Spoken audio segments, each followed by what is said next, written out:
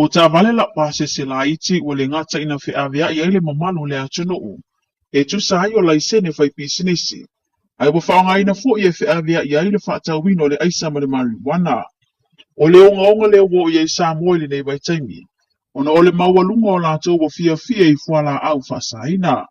Wa tauri maina leo le lisi o ta vale laupasese la iti.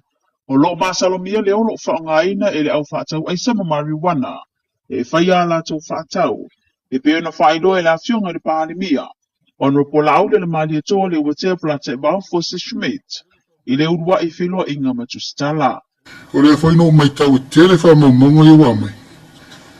O la le no mela o lau taxi e awhia le kiliva ina. Ia mo le no fauta fo i lau whai taxi uma.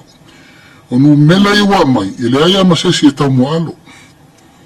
Na o fo i e fufu ma tātou malo wa a whai o le awala leu wha ngāta vale la iti kiliva ili mea. Ia no fauta le tanga tal temi mo wal pon fa ta pun le taxi ta pun im taxi stand pupuinga na tau fa mele fa nga la wali ia ave ta vale la iti o e kiriva o me fa pe ile fa ile to ta mo alo malo no to inga mela nei la nga ia fa nga se ana fo ina fa ile malo tu la mo ta vale laupasese so soni mo le tinga no aina tu lau lava i lātou lo wha maoni mwhai pē lātou tiuti.